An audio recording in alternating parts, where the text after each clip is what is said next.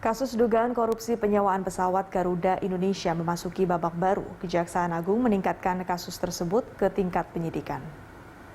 Dengan meningkatkan kasus dugaan korupsi penyewaan pesawat Garuda dari penyelidikan ke tahap penyidikan, Jaksa Agung ST Burhanuddin menegaskan mengusut kasus secara tuntas. Burhanuddin mengatakan pengungkapan dugaan kasus korupsi tidak hanya terkait penyewaan pesawat jenis ATR saja, namun juga dalam pengadaan Boeing, Airbus, Bombardier, hingga Rolls-Royce.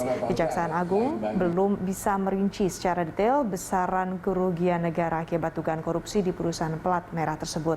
Namun dari modus penyewaan pesawat saja, indikasi kerugian negara mencapai 3,6 triliun rupiah. Kasus mencuat ketika Menteri BUMN Erick Thohir melaporkan dugaan korupsi tersebut ke Jaksa Agung pada pertengahan Januari lalu. Erick juga menyerahkan barang bukti berupa hasil audit investigasi dari BPK dan BPKP.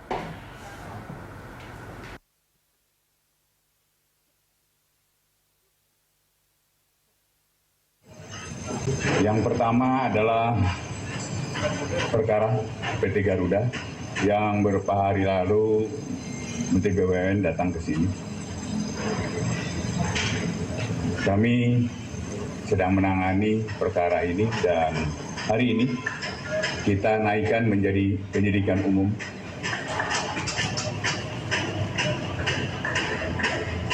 Dan tahap pertama, kita ada dalami pesawat ATR 72600. Dan kita pun tidak akan sampai di situ aja. Ada beberapa pengadaan, kontrak pinjam atau apapun nanti kita masih akan kita kembangkan. Mulai dari ATR, Bombardier, kemudian Airbus, Boeing, dan Rolls-Royce. Kita akan kembangkan, kita akan tuntaskan ini. Dan setiap penanganan kami nanti akan koordinasi dengan KPK, karena KPK ada beberapa yang telah tuntas di KPK. Bahwa terjadi kerugian di Garuda ini saat dijabat dirutnya oleh ES ya.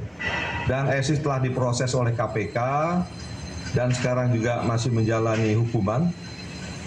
Tetapi ada kerugian yang masih terjadi di Garuda. Oleh karena itu, Jaksa Agung perintahkan kepada kami untuk melakukan penyidikan dalam proses melihat secara jelas nanti di penyidikan siapa yang bertanggung jawab di luar yang telah ditetapkan oleh KPK dan bagaimana kerugian ini bisa kita upayakan untuk bisa dikejar, untuk bisa kita